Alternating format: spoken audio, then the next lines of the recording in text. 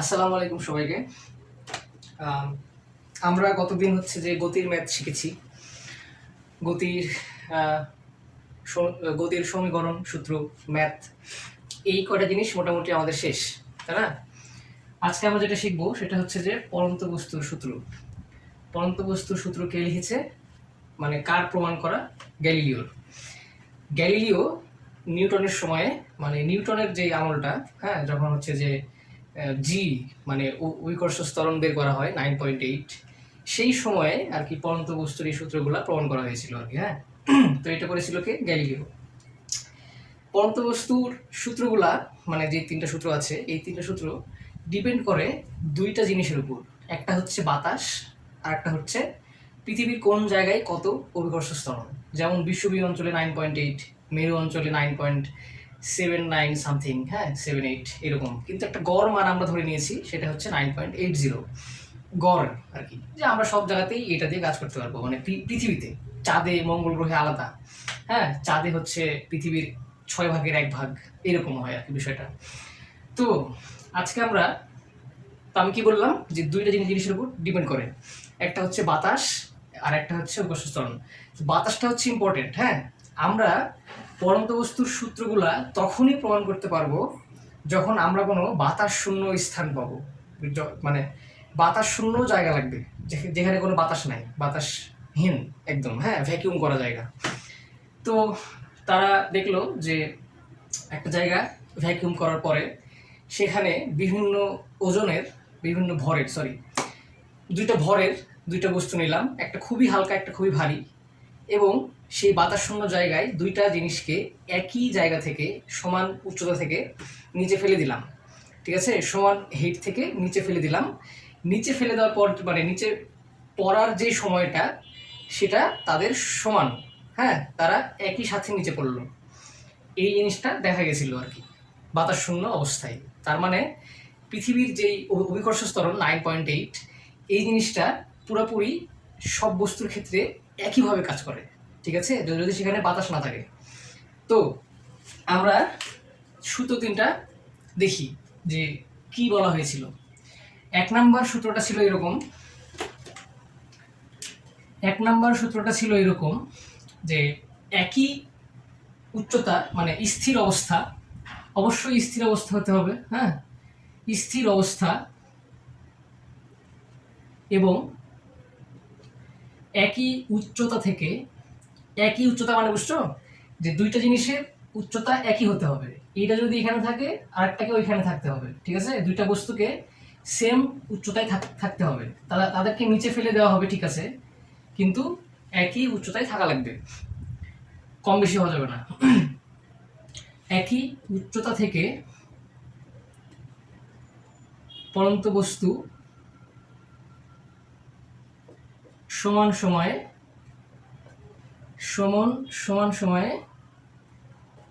সমান দূরত্ব অতিক্রম করবে। ঠিক আছে, এটাই তো না 1 নম্বর।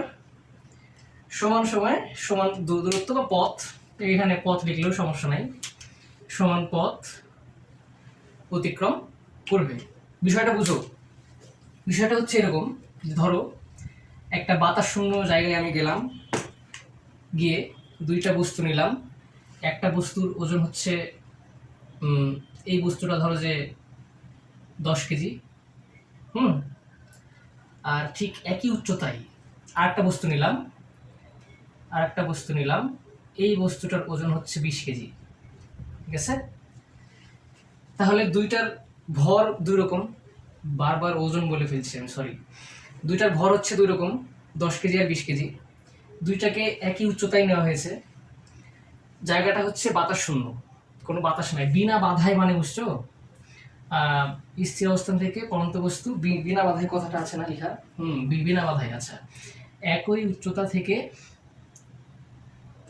থেকে, আচ্ছা এখানে লিখতে হবে, একই উচ্চতা থেকে বিনা বাধায়, হ্যাঁ, বিনা বাধায়, কোনো বাধা প্রাপ্ত করা যাবে না। বাতাস কিন্তু একটা বাধা, ঠিক আছে, বাতাস কিন্তু প্রচুর পরিমাণে বাধা দেয়। হালকা বস্তু যখন নিচে পড়ে তখন দেখবা যে অনেকভাবে পড়ছে আর কি। ধরো একটা চিপসের প্যাকেট বা পলিথিন দেখবা যে অনেক আস্তে আস্তে পড়ছে, কারণ আস্তে আস্তে পড়ার কারণটা হচ্ছে বাতাস, তার গায়ে হচ্ছে বাতাস লাগে এবং বাতাস তাকে নিচের দিকে পড়তে বাধা দেয়। হ্যাঁ, অনেক বাধা দেয়। এই জন্যে বলেছি যে বিনা বাধায়, মানে বাতাস শূন্য অবস্থায় পড়ন্ত বস্তু,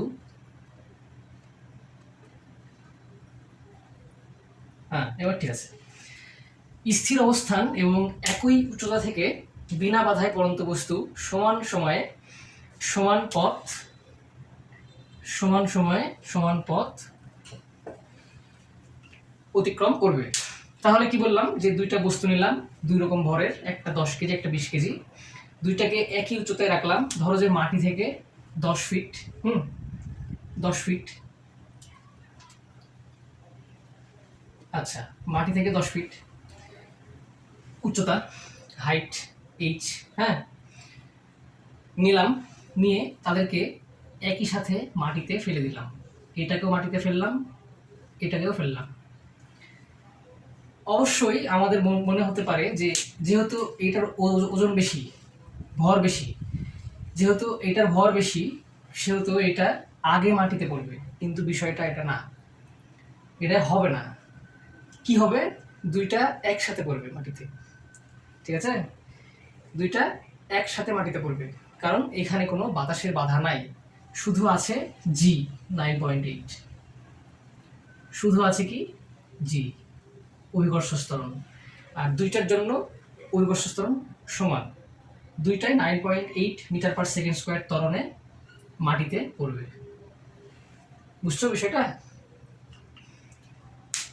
তো এটাই প্রমাণ করে 1 নম্বর সূত্রটা, যে স্থির অবস্থান এবং এবং একই উচ্চতা থেকে বিনা বাধায় অর্থাৎ বাতাস শূন্য অবস্থায় পড়ন্ত বস্তু সমান সময়ে সমান পথ, মানে দুইজনাই সমান সময়ে সমান পথ অতিক্রম করবে, এবং শেষ পর্যন্ত আমরা দেখতে পাবো যে একই সাথে তারা মাটিতে হিট করছে, তারা মাটিতে একসাথে করছে, একটু মানে 0.1 সেকেন্ডেরও এদিক ওদিক হবে না, ঠিক আছে, যদি সব ঠিক থাকে, যদি জায়গাটা সত্যি সত্যি বাতাসহীন হয় আর কি, তাহলে তারা একসাথেই পড়বে যেভাবেই হোক।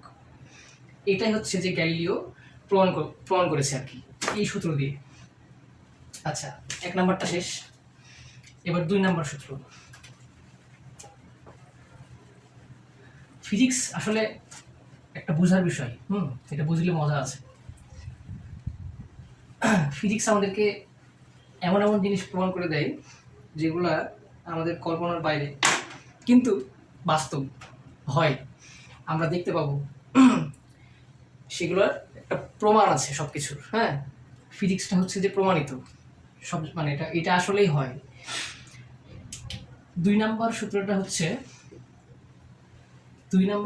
হচ্ছে প্রাপ্ত বেগ নিয়ে, মানে দুইটা বস্তু ফেললাম বা একটা বস্তুই ফেললাম ধরো এবার, তো ওই বস্তুটা সময়ের সাথে তার বেগের অবস্থা কেমন হবে, সে কেমন ভাবে বেগ প্রাপ্ত হবে। হ্যাঁ, খুবই সহজ, কারণ সমান সময় সমান বেগ অতিক্রম, মানে সমান বেগ প্রাপ্ত হবে আর কি, সময়ের সমানুপাতিক হবে বেগটা। সরি,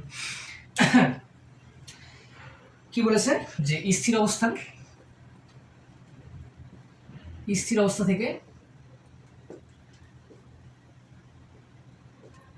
এবার তুমি যদি উচ্চতা একই না নাও তাও হবে, ঠিক আছে, কারণ বস্তু তো আমি নিচ্ছি একটা, তুমি দুইটা নাও, দুইটার উচ্চতা যদি আলাদাও হয় তাও বিষয়টা মানে সেমই হবে। এখান থেকে পড়লে যেই বেগ পাবে, এখান থেকে পড়লেও সেই বেগই পাবে। হ্যাঁ, ধরো এখান থেকে পড়েছে 2 সেকেন্ড, এখান থেকেও পড়েছে 2 সেকেন্ড, তো এই 2 সেকেন্ডে যে বেগ হবে এই 2 সেকেন্ডে সেই একই বেগ হবে, এটা কোনো বিষয় না। আচ্ছা, তাহলে কি বলছে যে স্থির অবস্থা থেকে পড়ন্ত বস্তু হ্যাঁ বিনা বাধায়, স্থির অবস্থা থেকে বিনা বাধায় বারবার ভুল করছি, বিনা বাধায় পড়ন্ত বস্তু, স্থির অবস্থা থেকে বিনা বাধায় পড়ন্ত বস্তু সমান সময়ে, না, পড়ন্ত বস্তুর প্রাপ্ত বেগ, প্রাপ্ত বেগ ওই সময়ের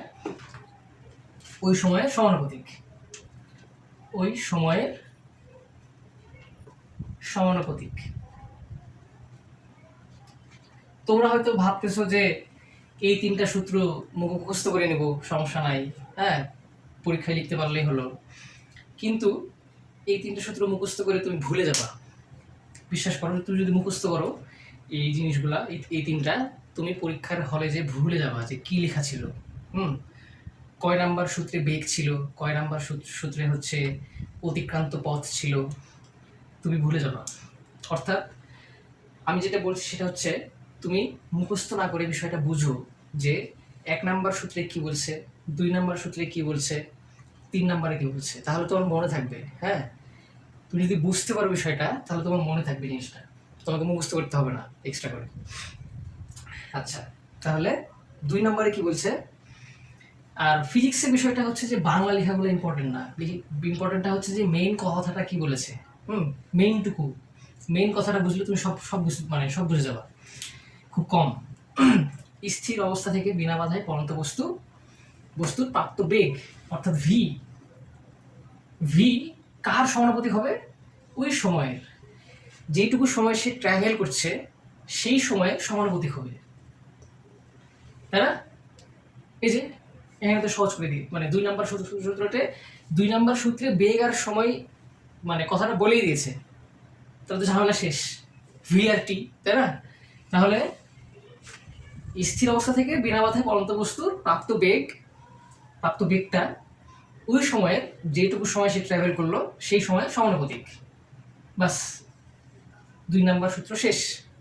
বিষয়টা হচ্ছে যেখানে একটা বস্তু ছিল, এই বস্তুটাকে আমি ফেললাম নিচে, বস্তুটা প্রতি 1 সেকেন্ডে, বস্তুটা যত সেকেন্ড ধরে ট্রাভেল করবে তত তার বেগ বাড়বে, বুঝছো? অর্থাৎ প্রথম সেকেন্ডে তার বেগ হবে 1 মিটার পার সেকেন্ড, 2 নাম্বার সেকেন্ডে তার বেগ হবে 2 মিটার পার সেকেন্ড, 3 নাম্বার সেকেন্ডে বেগ হবে 3 মিটার পার সেকেন্ড, এভাবে বাড়তেই থাকবে। ঠিক আছে? যত বেশি সময় যাবে তত বেগ বাড়বে, কিন্তু সময়ের সমানুপাতিক হারে বাড়বে। সময়ের সমানুপাতিক হারেই বাড়ছে। যে সময় যদি 2.5 সেকেন্ড হয় তাহলে বেগও 2.5 সেকেন্ড হবে, 2.5 মিটার পার সেকেন্ড হবে। এই তো, তাহলে এই ছিল 2 নাম্বারটা। হ্যাঁ, 3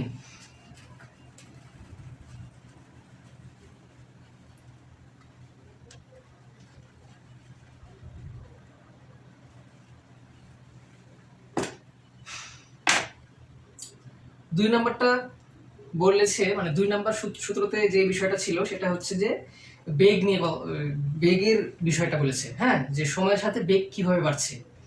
এবার 3 নাম্বার সূত্রে যে কথাটা বলেছে সেটা হচ্ছে অতিক্রান্ত দূরত্ব ও অতিক্রান্ত পথ সময়ের সাথে কিভাবে বাড়বে। খুব সহজ, তুমি এভাবে মনে রাখতে পারো যে 1 নাম্বার সূত্রে বলেছে যে সমান সময়ে সমান পথ অতিক্রম করবে দুইটা বস্তু। 2 নাম্বারটা যে সময়ের সাথে বেগের হার সমান। হ্যাঁ, 2 নাম্বারটা হচ্ছে বেগ নিয়ে কথা বলেছে। 3 নাম্বারটা কি বলেছে? 3 নাম্বারটা কথা বলেছে হচ্ছে অতিক্রান্ত পথ নিয়ে। ঠিক আছে? এই তো, এভাবে মনে রাখলেও হবে, সমস্যা নাই। আচ্ছা, স্থির অবস্থান থেকে বিনা বাধায় পরন্ত বস্তু, স্থির অবস্থান থেকে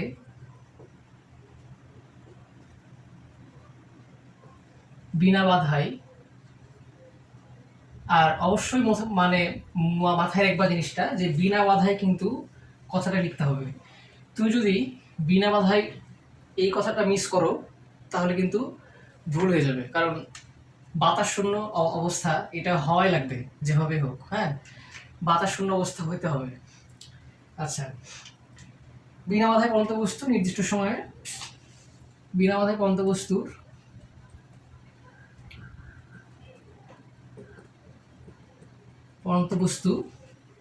বিনা বাধায় পরন্ত বস্তু নির্দিষ্ট সময়ে যে দূরত্ব, নির্দিষ্ট সময়ে যে দূরত্ব বুঝছো? দূরত্ব বুঝছো? এইচ, মাটিতে ছিল হচ্ছে এস, সরণ। এই সরণটাই উপর থেকে পড়ার সময় বা নামার সময়, ওঠার সময় হয়ে গেছে এইচ, হাইট, এইট। বুঝছো? আচ্ছা, তাহলে পরন্ত বস্তু নির্দিষ্ট সময়ে যে দূরত্ব অতিক্রম করবে,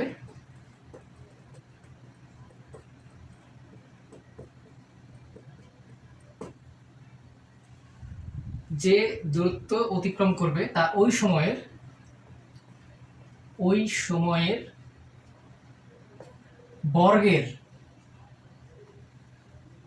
বর্গের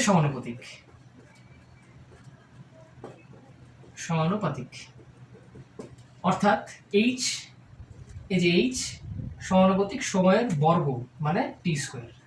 তাহলে এইচ সমানুপাতিক টি স্কোয়ার। 3 নম্বর সূত্রটা হচ্ছে এইচ সমানুপাতিক টি স্কোয়ার। অর্থাৎ বস্তুটাকে আমরা ফেলে দিলাম, বস্তুটা যেই দূরত্ব অতিক্রম করছে মাটিতে নামার সময়, যেই ডিস্টেন্সটা সে ট্রাভেল করছে, সেটা হচ্ছে ওই সময়ের বর্গের সমানুপাতিক। ঠিক আছে? অর্থাৎ ধরো যে একটা বস্তু ফেললাম, হ্যাঁ, একটা হাইট থেকে ফেললাম, সেই হাইট থেকে সে হচ্ছে 5 সেকেন্ড ট্রাভেল করেছে মাটিতে নামার সময়, 5 সেকেন্ড। তাহলে এই 5কে স্কোয়ার করলে আমরা পেয়ে যাব যে সে কত মিটার ট্রাভেল করেছে, 25 মিটার। এটাই বলেছে 3 নম্বর সূত্রে, হচ্ছে এই কথাটাই বলেছে আর কি। ঠিক আছে? অবশ্যই বিনা বাধায় মানে হওয়া লাগবে, বাতাস শূন্য অবস্থায়। তাহলে এখানে না বোঝার কিছুই নাই। আর সূত্রগুলো অবশ্যই বুঝবা, কি বলেছে মুখস্থ করবা না। সূত্র শেষ। 3টা সূত্র আমরা প্রমাণ করে ফেলেছি। এখন ঘটনা হচ্ছে যে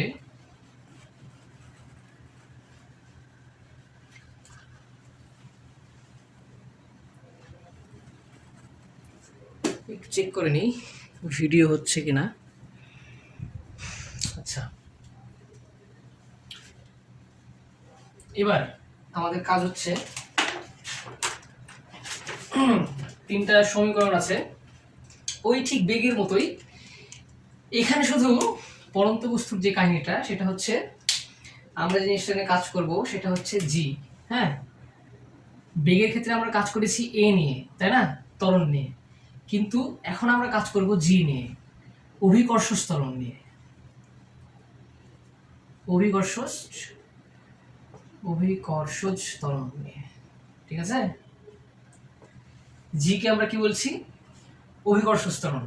হ্যাঁ, আর এই অভিকর্ষজ ত্বরণের একটা নির্দিষ্ট মান আছে। আমরা কিন্তু গতির ম্যাথ করার সময় এই ত্বরণের মানটা হচ্ছে বের করতাম, আলাদা করে বের করা লাগতো আমাদেরকে। হ্যাঁ, ত্বরণের মানটা আমাদের চেঞ্জ হতো, হতো, বের করা লাগতো। কিন্তু এই জি এর মানটা একবারে কনস্ট্যান্ট, 9.8। এটা আমাদেরকে বের করতে হবে না, ঝামেলা কম। ঠিক আছে? 9.8 মিটার পার সেকেন্ড স্কোয়ার। তো গতির যে সূত্রগুলো ছিল, সমীকরণগুলো ছিল, ওইগুলাই লাগবে। জাস্ট আমরা এর জায়গায় জি বসাবো, বাস, ঝামেলা শেষ। দেখো, আমরা একটা সূত্র শিখেছিলাম, V is equal to U plus AT, তাই না? 1 নম্বর সমীকরণ। দেখতে পাচ্ছ আশা করি। V is equal to U plus AT. তো এর জায়গায় কি লিখবো? জি লিখবো, তাহলে জিটি, বাস, একটা হয়ে গেল। V is equal to U plus GT, এটা একটা হলো। তারপর এটা কি? এইচ, ওই যে সরণ বের করার যে সূত্রটা ছিল। ও আচ্ছা, আর একটা কথা বলি ইম্পর্টেন্ট, সেটা হচ্ছে সরণ বা অতিক্রান্ত পথ। এটাকে আমরা কি লিখতাম? এস লিখতাম না? এই এসটাকেই এখন আমরা লিখবো হচ্ছে এইচ, হাইট। উপরে ওঠা, নিচে নামা, এইগুলোর ক্ষেত্রে এইচ লাগে, হাইট লাগে, হাইট। ঠিক আছে? উচ্চতা লাগে। হাইটের বাংলা হচ্ছে উচ্চতা। এটাকে আমরা সংক্ষেপে লিখবো হচ্ছে এইচ। তাহলে এস এর জায়গায় লিখবো হচ্ছে এইচ। সূত্র সেম, সূত্র একই, শুধু এই যে ওয়ার্ডগুলো চেঞ্জ। ঠিক আছে? তো একটা সূত্র ছিল এরকম যে S is equal to UT plus half AT square. ওইটাকে আমরা লিখবো হচ্ছে এইচ দ্বারা। হ্যাঁ, H is equal to UT plus half এর জায়গায় জি আর টি এর জায়গায় টি স্কোয়ার, ঠিক আছে, টি স্কোয়ার। আচ্ছা, তাহলে দুইটা হলো, আর একটা আছে। 3 নম্বরটা হচ্ছে V square is equal to U square plus 2as ছিল, 2as ছিল, তাহলে 2 এর জায়গায় জি, এস এর জায়গায় টি, 2gt, তাহলে V square is equal to U square plus 2gt। এটা একটা, এইটা একটা, আর এটা একটা, তিনটা সূত্র শেষ, তাই না? কত সুন্দর। তো এই তিনটা সূত্র দিয়ে আমরা ম্যাথ করব সামনের ক্লাসে। পরন্ত বস্তুর সূত্র কি কি ছিল? তিনটা আমরা পড়লাম। পরন্ত বস্তুর 3টা সমীকরণ লাগছে ম্যাথ করার জন্য, এই 3টা আমরা জানলাম, খুবই সহজ। এই 3টা তো আমাদের মুখস্থই আছে, গতির ম্যাথ করার সময় আমরা এই 3টা করেছিলাম, 3টা আমাদের মুখস্থ আছে, তাহলে ঝামেলা কম। এখন আমাদের যেটা কাজ সেটা হচ্ছে নেক্সট ক্লাসে আমরা এই পরন্ত বস্তুর এই সূত্রগুলো দিয়ে ম্যাথ করব, ঠিক আছে? তাহলে মোটামুটি আর 2টা ক্লাস লাগছে, তাহলে এই অধ্যায়টা শেষ। তারপর একটা ক্লাস নেব, সেটা হচ্ছে এমসিকিউ এর উপর, হ্যাঁ, বিভিন্ন বোর্ডে আসা এই অধ্যায়ের উপর এমসিকিউ, তাহলে শেষ। তাহলে আজকের মতো এখানেই, আর আমাদের এই অধ্যায়টা শেষ আর কি, আর কিছু নাই, শুধু ম্যাথ ছাড়া। হ্যাঁ, আজকের মতো এখানেই, আল্লাহ হাফেজ, সবাই ভালো থাকবেন।